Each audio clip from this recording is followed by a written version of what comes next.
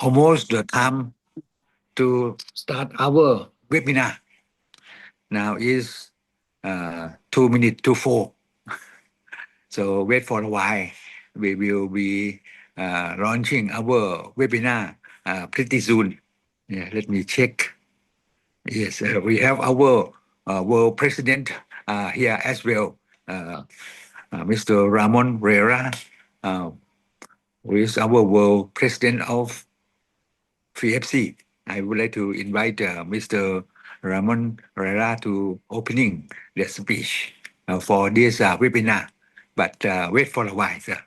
We also have Ms. Apisha and Ms. Chompu Nut, Mr. Clayton Wade from USA, our member of the FIABCI. Good afternoon, sir. Good afternoon, sir. And Mr. Gary Clapcott, Mr. Kainuma, our one another of our speakers, Mr. Kainuma, yes. And Miss Kin Nansan from Myanmar. Sorry to hear about Myanmar. Miss Naomi, maybe from Japan, Naomi, yes. And also Pinoy Brokers. I don't know where do you come from. Miss Young Tiffany. I have a friend Tiffany from Vietnam, maybe, and someone else will be coming. Wait for a while. One moment. Good afternoon from Thailand. It is now 4 o'clock in the afternoon. Should be around, say, 11 o'clock in Spain and in France and in many other countries, maybe different. In New Zealand, our colleagues from New Zealand might be quite late, but on the same day. So this program on the earthquake and property value, what is the relation? That should be really interesting because unfortunately in Thailand and Myanmar, we have the problem of the big earthquake on last Friday. So we quickly organize this webinar, may be of interest for the public as well. And this webinar is run by our FIABCI. FIABCI is the World Real Estate Federation, International Real Estate Federation, based in Paris, France.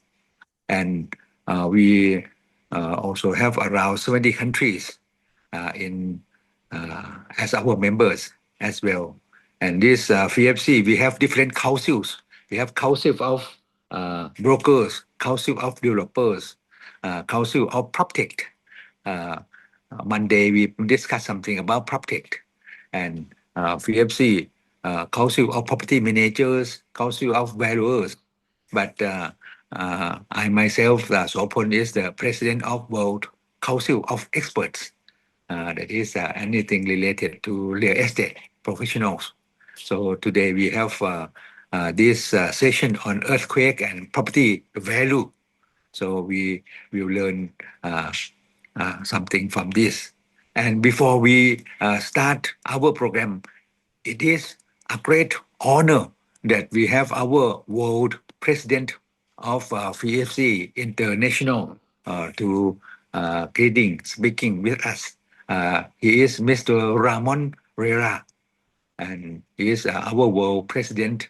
As you may know, Mr. Rera is a lawyer. He has a degree in law and real estate and master degree from the University of Barcelona. He also earned a CIS, Certified Real Estate Specialist from NAR as well. And he has 30 years of experience already. And he is also the founder and the owner of Finos, Finas. That is a real estate agency that he founded in 1987. Wow, long time ago, 30 years ago in Barcelona. And he has been our world president of this year, real estate FIABCI International. And he has a lot of experience with FIABCI, served as our great board members and president of FIABCI for a very long time. And he also involved in the Barcelona Chamber of Commerce, and also consultant of the advisory council of ACEA. ACEA is the European Commerce Alliance, and also the Honorable President of FIABCI Spain as well. So he has been a member of FIABCI, and also ARIA and NAR and LAI and a lot other as well. So the floor is your Mr. Ramon Rera. Kindly have some greeting from our FIABCI, please. Thank you very much. Let's give a big hand to Mr. Rera. Yes. Good morning, everyone. Thank you very much, Dr. Sopon, for your introduction. And for me, it's a real pleasure and honor to welcome you to this webinar organized by Dr. Sopon. Dr. Sopon is an example of hard work and effort towards our association.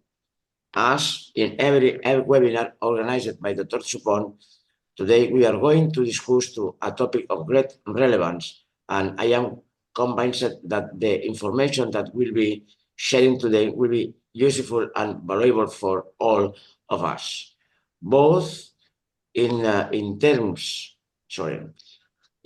of knowledge and networking. I thank you in advance for your interest and your attendance. And I want to provide this moment that my solidarity with the people of Birmania and Thailand in these difficult times. I hope you enjoy the session, and I am sure it will be very useful for all of us. Welcome and enjoy Devon. Thank you very much, and I hope to see you again in the next webinar organized by our friend Dr. Sopon. Thank you. Thank you very much, our world president. This is our world president, Mr. Ramon Rera. His professional profile is something about real estate law, property management, brokerage, appraisal. Like me, I'm also an appraiser, also dealing with residential real estate, commercial real estate, luxury real estate, or leisure real estate, as well as land and plots, and also retail real estate as well. So this is also as well as logistic real estate. And if you like to invest in Barcelona, in Spain, or in Europe, you may kindly contact our world president, Mr. Ramon Rera. He is willing to assist you as well as to take you to see real estate projects in Barcelona. I was there once, very impressive and very great place for investment in Barcelona. Yeah, thank you very much. Thank you, Dr. Sopon. I am your disposition if you need something from Spain or from Barcelona. Thank you very much, and enjoy Devon.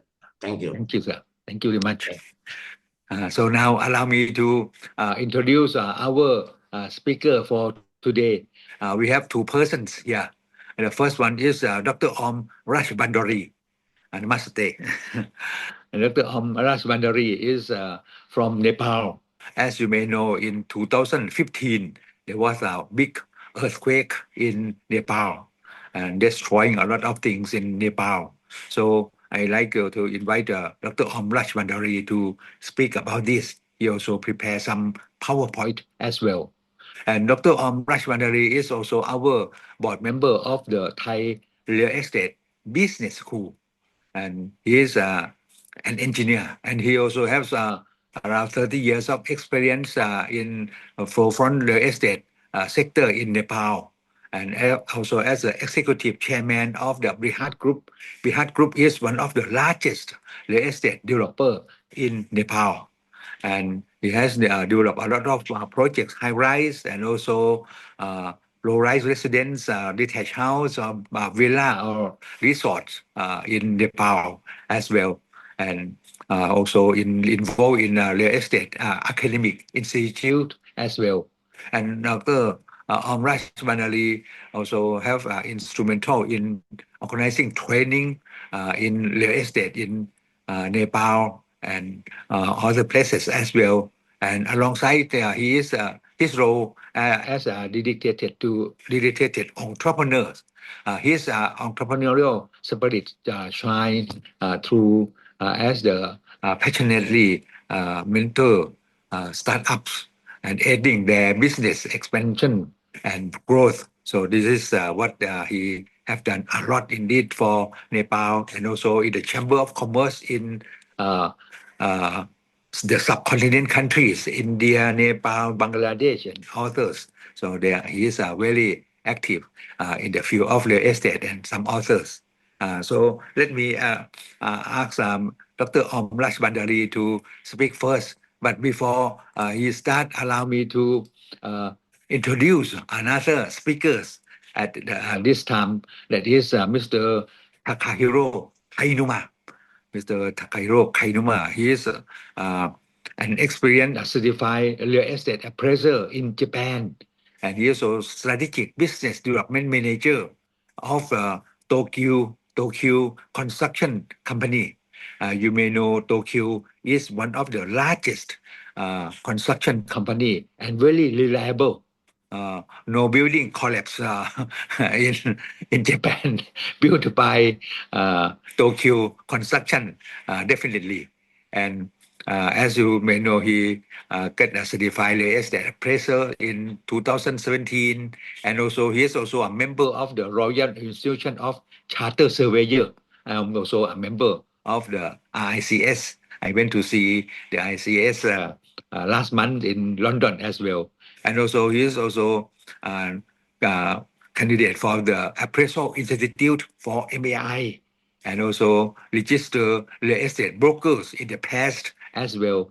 And he is also a financial planner's certificate in 2006 as well. He graduated from Meiji University during 1988 to 1992. So he is still young. So now he is also with the, as I said, Tokyo Construction. And formerly, he is also a member of the Tokyo Association of Real Estate Appraiser and also main appraiser of the Sanyu Appraisal Corporation in Tokyo, one of the largest real estate appraisals in Japan. So this is briefly about our two speakers.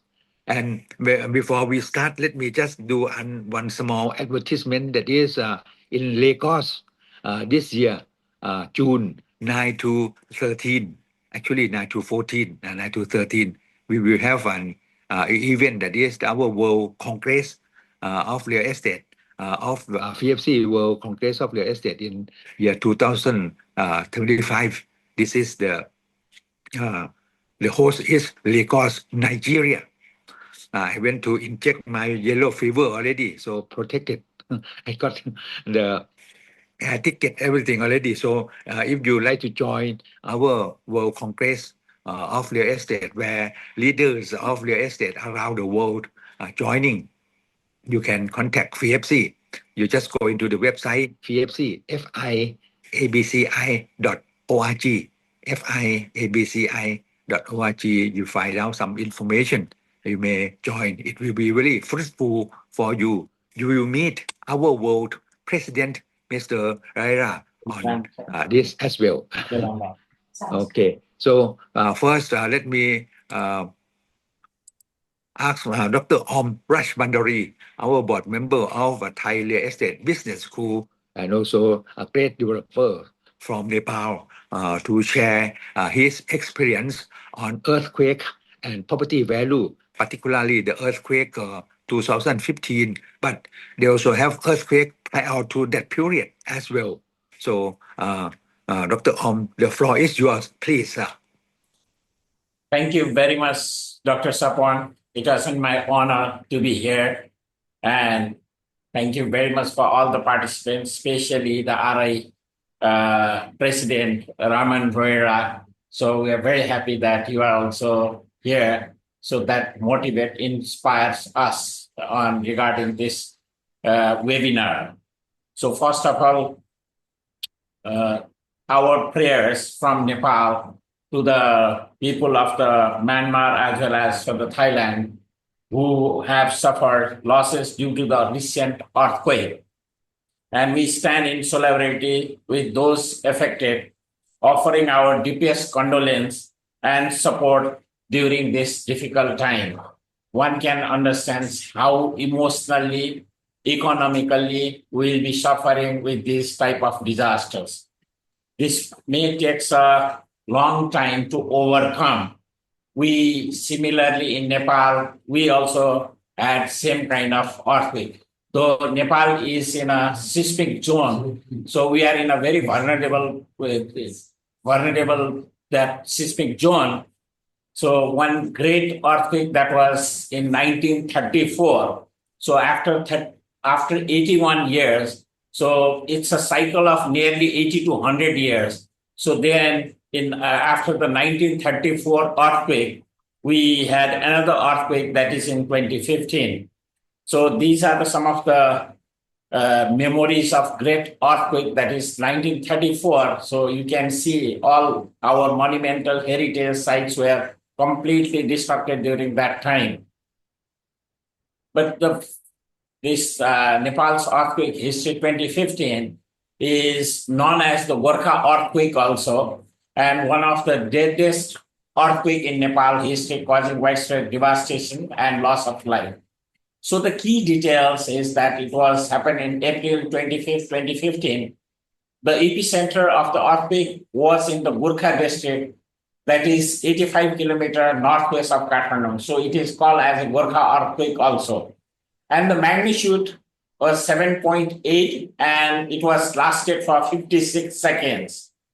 The aftershock, it was around 459 aftershocks of more than 4 Richters and above, including the powerful one that was on May 12, 2015, with a magnitude of 7.3, and that was happened in 12:50 a.m. So the tremors felt also in India, China, and Bangladesh. Similarly, this time it was the main epicenter was the Myanmar, Mandala. Then the tremors that we felt here in Bangkok too. So the impact of overall 2015 earthquake was the casualties where over than 8,962 people were killed and more than 21,950 were injured. So earthquake triggered avalanche also in Mount Everest. So I think that everyone is aware about the Mount Everest. That's the highest peak in the world. So that also killed 22 people altogether.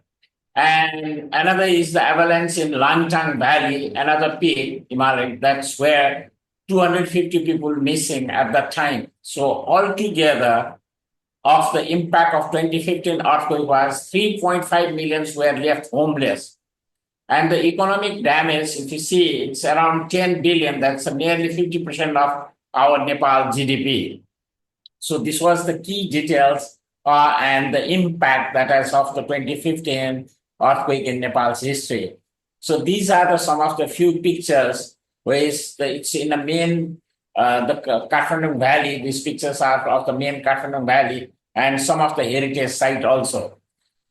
And the best thing is though we are not that much of drill and all these response issues, but when it really happens, when the earthquake happens, then the rescue phase has started with the first responders. That was by the military people as well as the immediately international community has come us to help. So the main concept was the search and rescue. Team were deployed to assist in finding and rescuing survivors trapped under the debris. The Nepal Army, the Nepal Police, and the local volunteers led the initial search effort. This was a great effort, and the coordination was so smooth. Everybody was working for the humanity only. There was a less crime rate. There was less everything. Everyone was coordinating just to help. That was the good spirit that we observed during the earthquake in Nepal. And another is from the private sector, the apex body of the chamber, that is the Federation of Nepali Chamber of Commerce of Industry, that's also set up as an Operation Relief at Rikuti Mandap grounds, where I also had the privilege of leading the initiative as a coordinator. So this was the first rescue phase that immediately after the earthquake that we went into the ground and we are working very hard to rescue all the these people who have suffered during the earthquake. And second phase, that is the rehabilitations. That was the temporary shelters we have designed with a very minimum cost. So immediately the shelters has been kept properly and the financial aid has been supported to the victims as well as healthcare and medical team. They have reached to all the parts. Mainly 14 districts of Nepal were affected due to this earthquake. So all the medical personalities and the volunteers, they reached to every places. Even our Nepal ambulance service, the institute is for the emergency medical service that has supported more than 700 patients transferred. So, and one very good thing about this time was during the earthquake, the amputation case was very minimum. So one has to think that whenever it happens, the earthquake, so to save the people, we just amputations. So later on, you will see many people as a disabled persons walking around the street. So that was considered in our mind so that all health workers, emergency medical service technicians, and the volunteers, they were concerned. So we saved lots of life despite we had a so mega earthquake also. Another, the reconstruction activity also, the whole engineering team and disaster worker and even the international community, they were there. So the first step that we did with the damage assessment and planning. So we come up with the stickers. It's a visual observation. One is the green sticker. That means the building is livable. You can stay, you can enter into the building very easily. And the second sticker was the yellow sticker. That is some part of the building is damaged. That is not a livable, but rest of the buildings is a livable building. So that's a yellow sticker. We mark to the building where you are not supposed to go. And another is the red sticker where the building is vulnerable and structural assessments needs to be done. So this way, we try to resume the market as soon as possible. And in my opinion, if I remember properly, the incident happened was on Saturday, but by Wednesday, life has been begun slowly into the backtrack. So because of these reasons, there was a less crime and the life becomes so normal and all the volunteers and everyone is supporting to the victims of the 2015 earthquake. Our cultural heritage reconstruction work has been started with designing and infrastructure rebuilding and disaster resilient infrastructures that we have started during this period. So if you see with the property value difference after the earthquake and before the earthquake, people have a preference to have a beautiful house. They are not that much of concern with the structurally safe building. So even in Nepal market, we have three. One is the land development plots, and second is the housing, and third one is the apartment prices.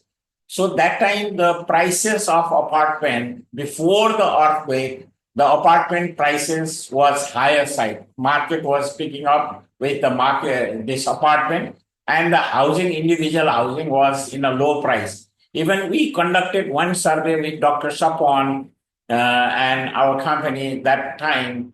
It was, we announced our survey, our research on April 22nd, and fortunately, after 3 days, this was happened. So that time, the apartment price was high, and then housing market trend was prior to the earthquake demand was high due to urban migration, infrastructure development, and investment purpose also into the real estate. But immediately after the earthquake, people doesn't have a comfort zone to stay in the apartment. So apartment price has gone down anything. Like many of the apartments that was not insured also by the owners, those who have taken a financial support or home loan from the banks that is under the insurance, but others than that was not the insured property also. So I have seen many of the bank people, the valuators, they were not ready to go and assess because of the height and if aftershock will come also. So that way, the immediately after the earthquake, around minimum 30 to 40% price has sliced down. Even many, as being a developer, many of the apartment owners has come to me and they wants to just sell in the cost price also. And some offer the 50% of the price also. Then I said that, okay, we already had a big earthquake and still building is standing. So don't worry. If you want to sell, then I will buy. So I will actually, it was an opportunity for me to buy all of the apartment projects also in a 30% or 40%.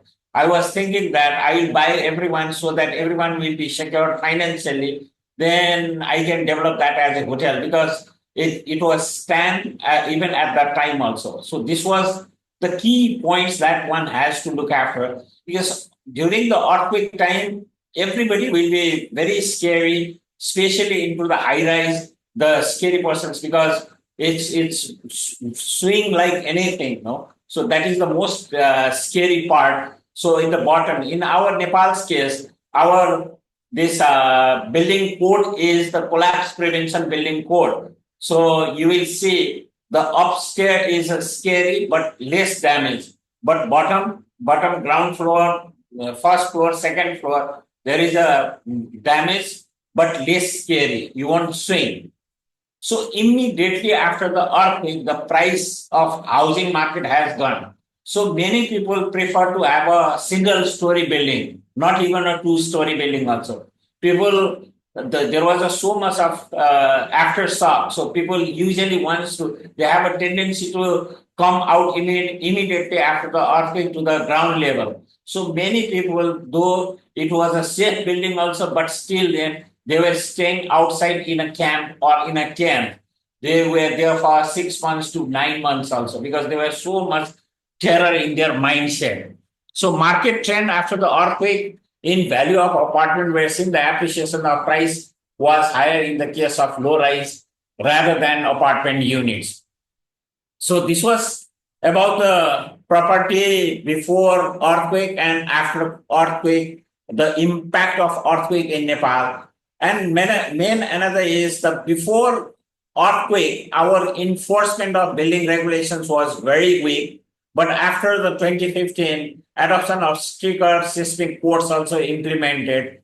So use of reinforced concrete, the steel framing and retrofitting techniques were used. So that time what we did is we assessed the building. If the cost is less than 50% of the new construction, then we recommend for the retrofitting techniques. And lots of building has been retrofitted and which is very strong also. You buy the time also, you do the less expense also, and another is that building is far. And the most another advantage is that they were with the high FAR also because as per the new regulations, maybe your FAR is low. So if you are using the old FAR, then you can enjoy that things. If you demolish and rebuild the new one, maybe you will not able to use the same FAR. So lots of new building materials has been introduced, light one, and especially structural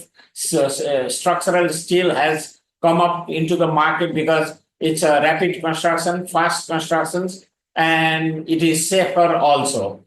So before earthquake, material explorations was minimum because people's preference is only with the RCC structure and load bearing. So after this all new like use of lightweight steel structure, even the ACC, aerated blocks, the use of eco panels and blocks to give a minimum load to building. And even the government, the department also work with the types of code, like we come up with our national building codes also. That is a different codes, international state of IS code, engineering codes, mandatory rules of thumbs, guidelines for remote rural builders, all these for the different buildings also. Like we follow the international IS code for the larger buildings to comply with existing international state of the building codes. And for building area, 1,000 square feet or more, number of stories, 3 or more, span 4.5 meters or longer or irregular size, then we follow the NBC 101114, that is engineering course and mandatory rules of thumb for the buildings smaller than those in category 2. And same way, the guidelines for remote rural buildings also, we have come up with NBC 203-204, which is a low strength masonry or earth building to be constructed by local masons. So the cost, and we use the local materials that way. So we have come up with the different types of codes also and incorporate into the national building codes as per the building types also. And pre-earthquake, the challenges was the bureaucratic delays and even the weak monitoring. Once you approve the building permit, then it is not monitored periodically also. So once you sell only, that time it depends. But after the post-earthquake reforms, very strict compliance check, faster, and approvals for the resilient structures. So everybody is aware, the government of Nepal, as well as the engineering council, municipality, the jury is becoming a very strong. So all the from the engineering college, everyone participate for that thing. So it's a government policy and incentive support for earthquake residence constructions.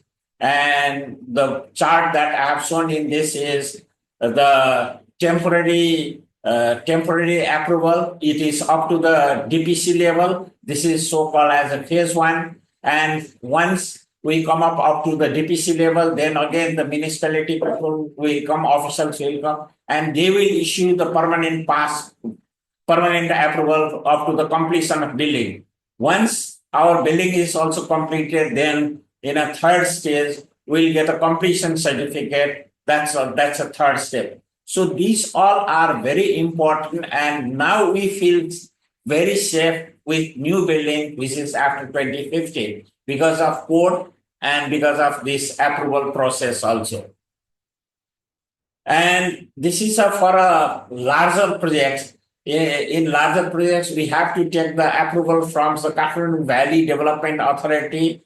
So these are the documents lists like a company registration, land registration documents, land tax, share lagar, shareholding capacity, architectural, who are the architectural consultant, conceptual, letter from the ward where the building is going to be constructed, and NEA letter, Nepal Electricity Authority. This is there. And then once you get a planning permit from the KVD, Kainuma Valley Development Authority, then you'll go to the DUDBC, Department of Urban Development. So in that also you have to submit all these things. That may takes around 10 to 15 weeks. So after that only there, you have to take a very, besides that documentation, first is the architectural jury will be there, then architectural, all drawings will be reviewed thoroughly, then with the MEP and structural. And now after this 2015, you have to submit the soil test geological report also, and the commitment from the geologist also, the working procedure also, EIA approval, CAN means civil aviation height limit also, and NEA, Nepal Electricity Authority letters, that is with the high tension line, and another is the geotechnical consultant. This is done in the DUDBC, Department of Urban Development, and it may take around 10 to 15 weeks to complete this second step of process for the larger building.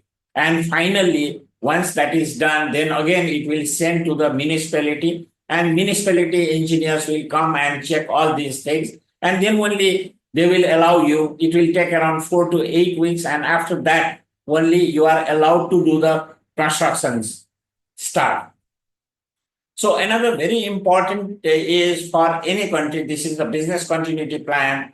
So many, after the big disasters of any, whether it is a landslide, whether it is an earthquake, whether it is a tsunami, so BCP is very important in a real estate also. So it ensures that an organizations maintain essential function during and after crisis. The key components are the, like, first, what you need to do is the risk assessment and impact analysis. to determine critical functions and downtime tolerance. Second is how you can continue your business. Suppose if it happens, building collapses, then how you can continue? You have to start in a remote work backup system and establish key resources. So it has to run automatically. 70% of the business usually shut down once you have a major disaster within a years of time. So emergency response plan, assign teams, establish protocols. This is very important because everybody will be panicked during that situations. Even last Friday also, we also feel that the network was not, it's very difficult to find the network. Traffic was chaos, BTS was offline. So the family members will be panicked and you are worried about your own team members. So you should have some plan. If it happens, then what's next step, right? So IT and data recovery plan also, it is very important. Ensure cybersecurity measures, use multiple communication channels so that if physically your building is not in a working conditions also, but still you can continue your business. Another alternate work arrangement, identify backup office locations, some small or something, because one area it might be damaged, but next other area it might not be damaged. So ensure necessary tools and system for business continuity. And another important is this periodically these drills are important because when it really happens, then you are prepared what to do. So testing and training is important even for the employees on their roles, update plans as required, and review and continuous improvement based on new risks and business needs and conduct periodical. And most important is the insurance. Majority of the people, they overlook because they won't feel that the premium is, it's just like waste of money. But in my opinion, this is very, very important issue. One has to, because you save lots of things during that time. And this is typically in the Nepal markets that I'm doing. So after the disaster, this 2015, now in Nepal particularly, we have come up with the developed land plots that is in a suburban area. Because in urban area, the land is expensive. So we started developing projects like plan with all infrastructure facility. So people will buy, and one day it will become a housing after say 8 years or 10 years. So people have a preference to buy plot and they can build in their own time. So that way urbanizations will expand to the suburban, and this is a low-rise buildings can come. And in a city area, people are, now we almost crossed 9 years of this 2015 earthquake. So now the most sellable products are G+8 mixed use, smaller size or medium size project, where in the ground floor you have a commercial spaces like us.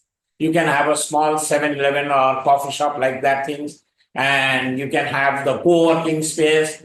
Then you can have a 1-bedroom, 2-bedroom apartments, and even the luxury. Then you can have a gym hall, restaurants on top, even a swimming pool also. So these type of building, because people, if you are staying in a 35th floor, then to come down after the earthquake also is very difficult. You feel very scary. But up to 8 feet also, this is what my observations in Nepal, the people are feel, okay, up to 8th floor, yes, if anything goes wrong also, we can come down. So this is the future real estate market trends that's in Nepal. Maybe something different in Thailand or Myanmar, but this is what our experience is. So the key takeaways is the impact of earthquake caused significant loss of life and economic damage, as seen in our 2015 recent disaster in Myanmar and Thailand. We are very sorry to see so many of buildings has been collapsed, so many lives have been gone. Yeah. So property value fluctuates based on resilience on building and post-disaster construction effort. So even Bangkok also, we have seen many buildings that is on sale immediately after this earthquake. So lesson learned is another is led to structure building codes and regulation innovation in construction materials and close monitoring is very much required. So that will ensure developer, investors, and the home users also, okay, this is, so we need to show them the confidence level. This is how your building construction has been completed. This is all exact planning, how if anything goes wrong, this is the procedure. This advocacy and education awareness is very much important. Another bureaucratic delays were addressed and approval process were reformed. Even here also I have seen with everyday news importance, the government is putting their best effort. So as a citizen, as a developer, as a real estate broker or any person, so we should be comply with the regulations also. That will make a market stable too also. And the most another takeaway is the importance of BCP, earthquake risk reduction strategy, help business and RE investors minimize the losses, and insurance and contingency planning gain more recognition after the post earthquake. So the focus should be disaster resilience, preparedness, and sustainable urban planning. This way, we can bounce back again with a very speedy recovery. So finally, I would like to quote that real estate cannot be lost or nor can it be carried away. Purchase with common sense, pay in full, and manage with reasonable care. It is about the safest investment in the world, even after the earthquake also.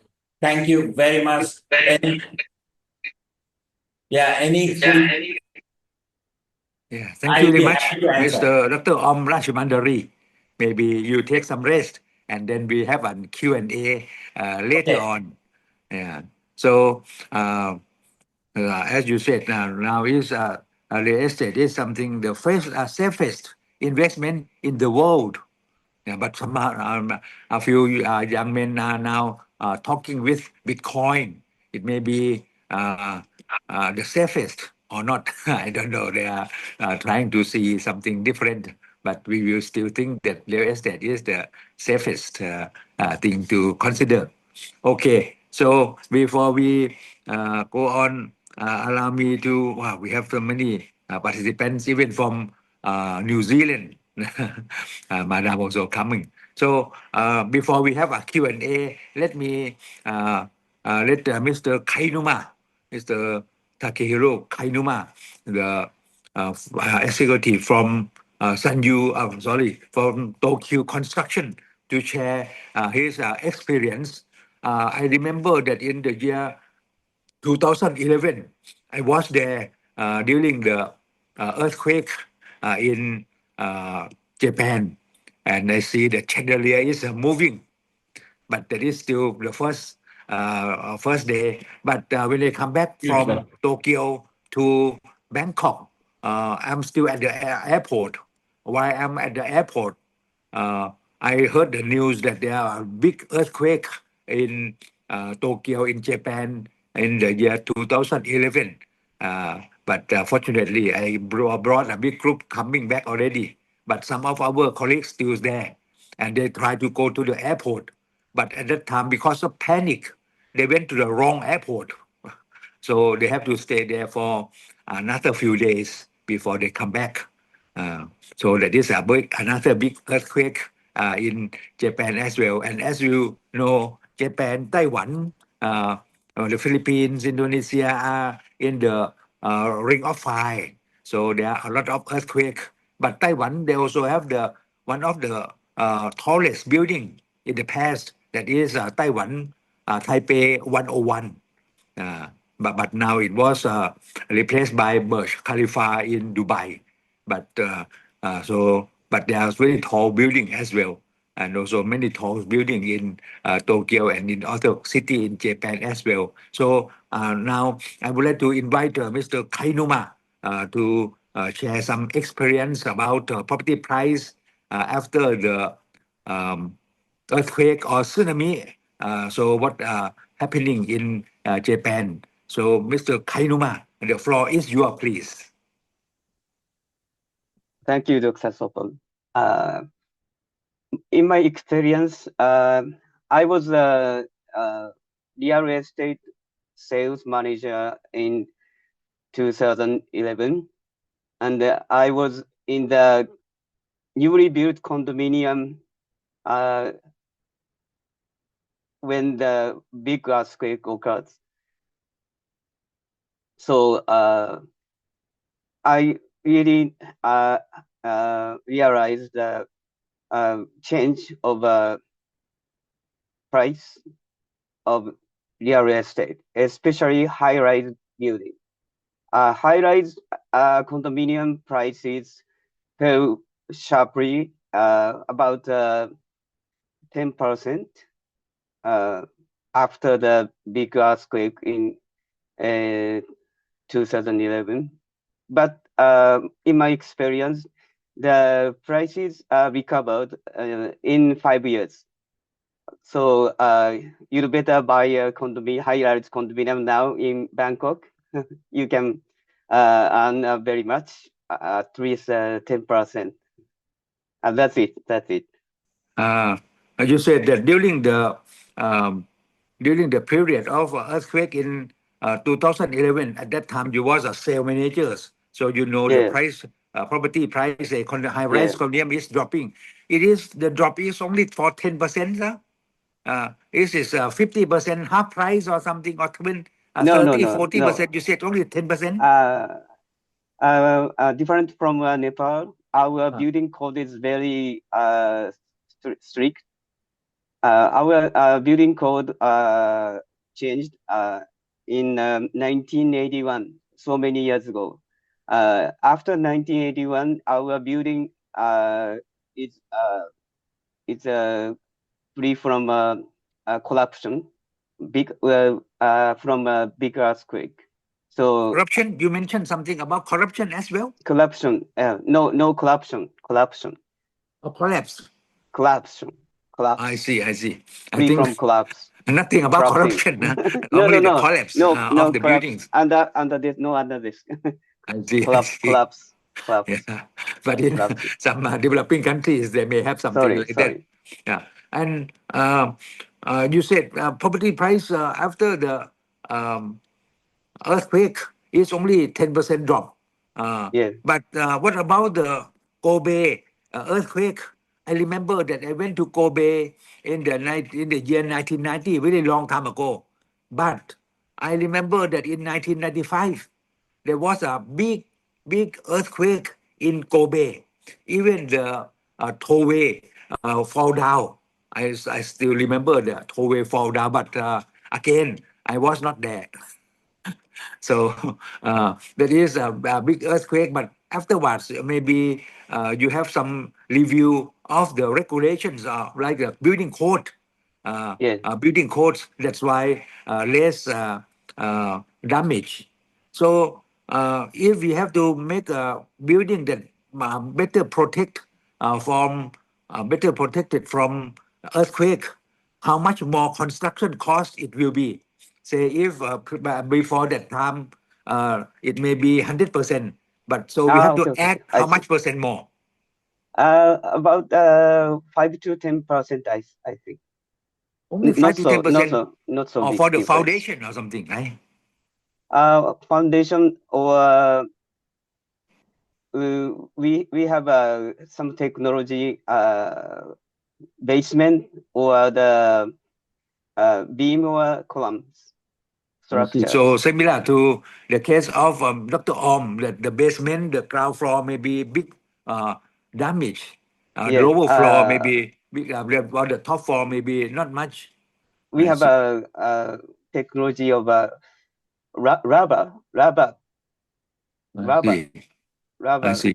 free from seismic shaking, free from shaking. Rubber basement. I see, for the basement. And say if the damage in the room, the damage in our units, our private properties, in the condominium units, if there are some damage during the earthquake in 2015, who pay for that repair? Is there any support from the government, or it is solely under the responsibility of the owners. Was the government help us as well? Yes. Usually, our government doesn't help people in disaster, but it special is with a special law, government can help. You in the case of a big earthquake, government help people revive making a special law. I see. Especially And special. normally, how much they will pay for the repair of personal properties? I mean, the condominium units of our condominium units. How they will pay in full? Say if the damage is 1 million yen, do they Okay, pay us 1 million yen, or they just pay some proportion or something? Our Japan's insurance is covers only up to 50%. 50. I Because see. if pay full, insurance company will be bankrupt. So if they pay 50% from the insurance company, so this means that the government don't pay anything? No, government no pay. Oh, the government don't pay. I Only see. insurance company pay. In Thailand, bad news is that the insurance that we pay mostly just for the insurance for the public space, say swimming pool or staircase or common area or something. Our personal properties, it will be no insurance normally. So in this case, we also have to pay ourselves. But if they have to pay themselves, what about if some of them do not have money to repair their units? What happened? Do they have to borrow money from the bank or something? Yeah, I usually borrow money again. I see. Oh, that will be another debt that they have. I see. What about maybe let me also ask the same question to Dr. Om Rajbhandary. Dr. Om Rajbhandary, in the case of repair of your units, that may be some crack on the wall, or maybe some window, maybe the glasses may be in trouble, or maybe the floors, or so in this case, in Nepal, in the year 2015, how people finance their own repair. What is the fact in the case of Nepal, sir? So that time we have a informal housing and formal housing. Yeah. So as far as the high-rise buildings are concerned, the apartment projects are concerned, usually except one building was the retrofitting, one building was with the red sticker, rest of the buildings was with the green and yellow. So there was a crack, there was a damage crack. But since it was the one building, the units are by the units owner, but as a whole, it was insured. So insurance company also bear the amount, and the unit owners also contribute for the same. So after that, we have a little modification on the building bylaws, like door frame, the seal level, and the seal band. These things are required for future protection. So that way, it took around 2 years. So immediately after the earthquake, it is for 1 year. Nobody has started for the reconstruction after that building. So after 1 year, then people started doing the reconstruction, and around after 2 years, people start getting back to the building. That is in case of high rise. But as far as the low rise buildings are concerned, immediately after 3 months, 4 months, people started doing the construction. They check with the structural engineers, and once they approve, they feel safety, then reconstruction done, and people started living back to their own homes. And the finance for the middle income one, for the lower one on the apartments, normally for the formal sector, do they have to borrow more money from the bank to repair their properties or something, sir? Yeah. Bank also finance. So that time bank also finance, and they got the bank loan from there as well as from the insurance. So they combine both of the things and they prepared, they renovate their house.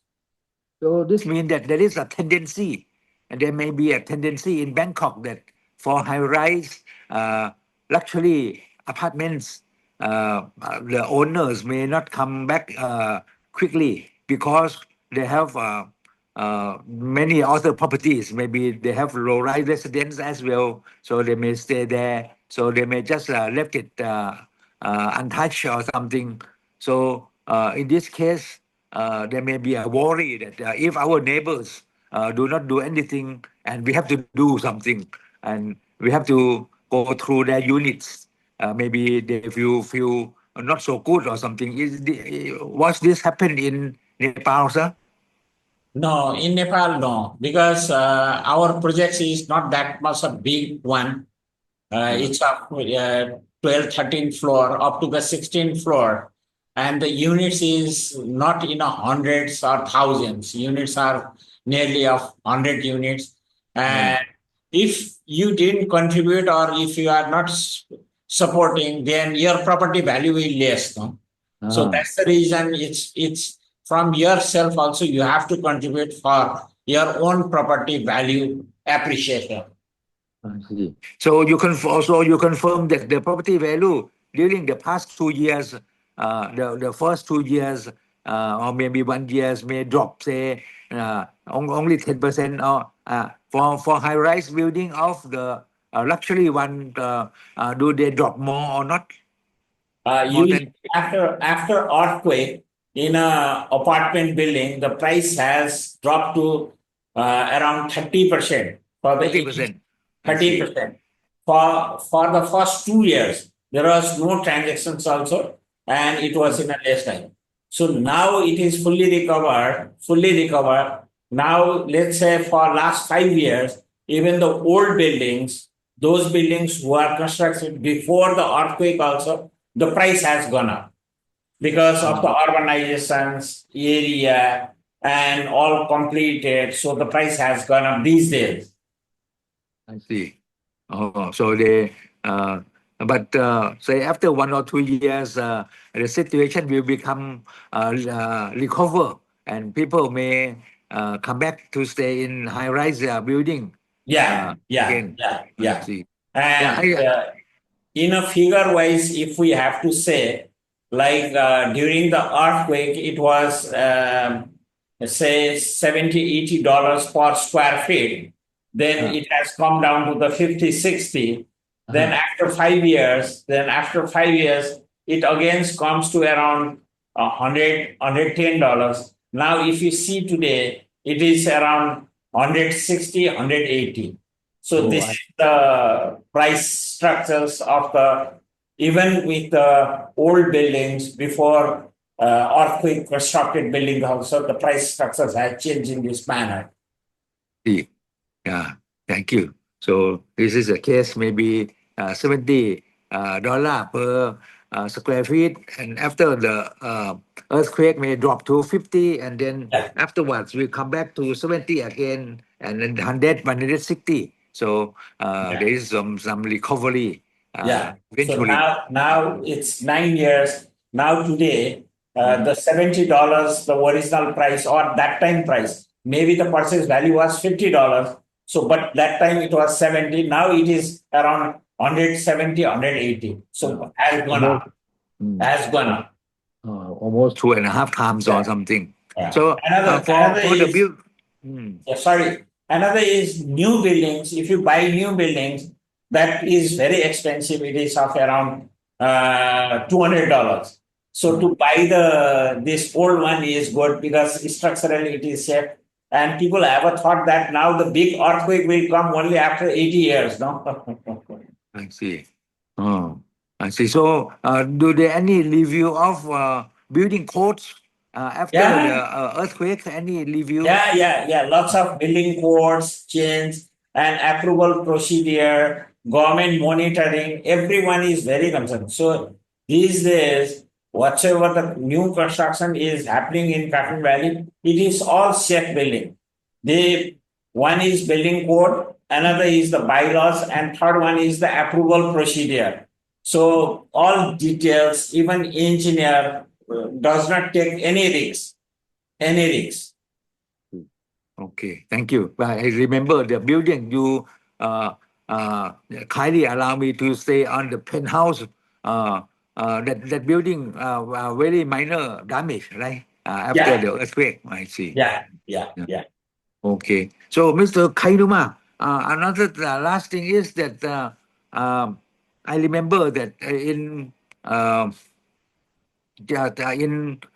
Japan, they have a lot of earthquakes many times. So, is there any problem about the when they have an earthquake, people run away onto the road or something, or not? Because in Thailand, many people run away onto the road. Is this practice in Japan or something? Yes. We are very surprised to see the many people running road in out Bangkok. from a building in Bangkok. So our custom is to hide ourselves under the desk. Oh, I see. Oh, Different. Maybe we have no experience. Suffer from escape from the grass or shelves going down. Not a building. Our building is safe, we believe. No collapse, no worry. Yeah, no collapse. Okay, I see.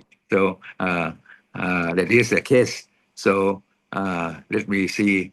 Any question from the floor, sir?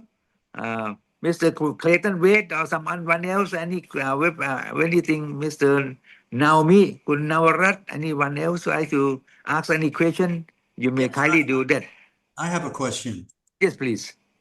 Dr. Om, it's always nice to see you and hear you speak. Yeah.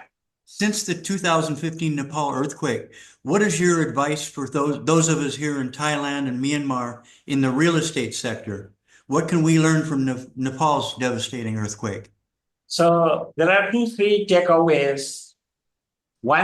Number one is all the professionals related with real estate, they should do their ethical practice. Number one is ethical practice. Like if I am a developer, I should plan accordingly what my customers may want to buy from me. If I am a designer, then my design should be safe and my design should be functional.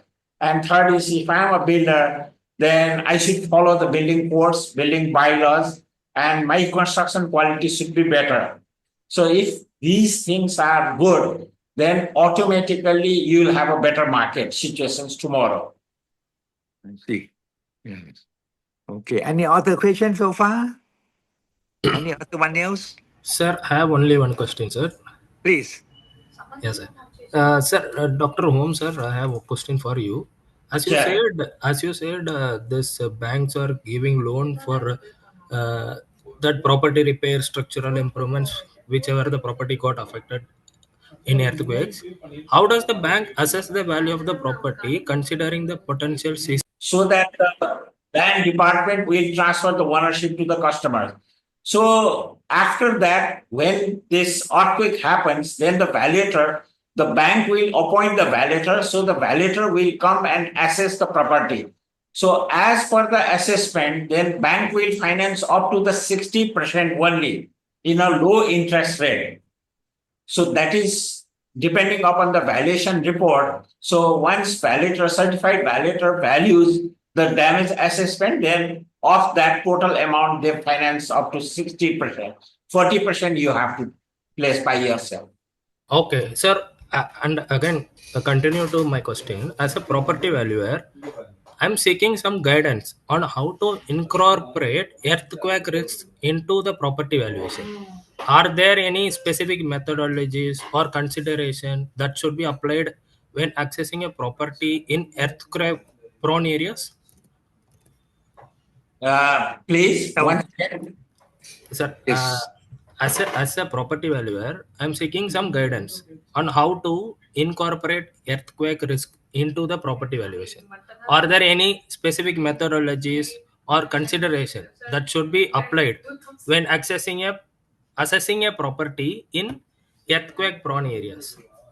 No, that is there are one structural damage, another is the civil and interior finishing. So as far as the structural defect is concerned, then that's a whole of the story.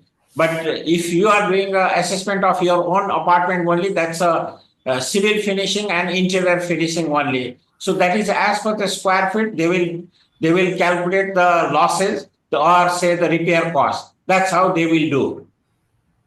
Okay. Okay, sir. Thank you. You're Yes. welcome. From now, maybe if our world president is still here, maybe our Mr. Raymond Lyra, our world president of FIABCI, maybe you can kindly say something about to closing the session. But I think you have to go to the hospital. Are you still here, sir? Mr. Raymond Lyra? Maybe Mr. Raymond may have to go to the hospital now. Okay, so there is a question from the Nikkei, from the Nikkei media that we understand that high-rise building in Japan is forced to design resistant to Shindo. Generally speaking, what level of Shindo can Thai building withstand? Mr. Kainuma, maybe you can answer this. And is it okay to understand as seismic standard in Thailand is lower than in Japan? If yes, what kind of reinforced materials don't contractor in Thailand have to use? Maybe which one we have to use? So, Mr. Kainuma, about the this is the design resistant for Chindo, for the earthquake, and also in the case of reinforced materials for the construction. And any response on this, Mr. Kainuma? Oh, yes. First, Please. what is the Hindu magnitude? Magnitude level? Magnitude? What's the The question is the high-rise building in Japan is forced to be designed resistant to Shindo 6. Shindo 6 maybe. Okay. Shindo. Okay. I see. Yeah. So what level of Shindo can Thai building withstand? I don't know about the Thai building, but our building is resistant to Shindo 6 to 7. 6 to 7. No collapse. 6 to 7. By the standard of 1981, our building is safe. I see. And how much Shindo it is? The most highest one is Shindo. What, Shindo 8 or Shindo 9 or something? In Japan, Shindo 7 is most I see. 7. I see. So it should be pretty really strong indeed. Yeah. And but in Thailand, what about in Thailand? If we apply the same, like when we see the Mitsubishi house or something, when they built and they said that their house can resistant for earthquake, maybe the cost of construction or something should be higher. But you said only 10% higher for the cost of construction? Yeah, 10%, just 10%. Oh, not much. Okay. So in the future, in the case of Thailand, maybe we have to advertise that this is we above standards, so that we can sell it quickly or more easily. I see. So okay. So I hope there should be not much or not many other problem, but question. But the thing is, this panic may pass within 1 or 2 years, and the property price may drop to some extent, maybe even 30% in Nepal, but 10% in Japan. In Thailand should be similar to Nepal, hopefully. But it may be a good chance for investor to buy, because if you can repair it, you may be able to sell it at a higher price, or maybe you can rent it out for people in the future, because it has been proved in Nepal, should be also in Japan, that after the earthquake, the price may go up again, as well as in the case of Thailand, the price of land in Phuket after the tsunami also going up, although the first year may be just stable, no growth, but the second and the third until now, 20 years already, land price in Phuket increased 10% per annum. That is very attractive indeed.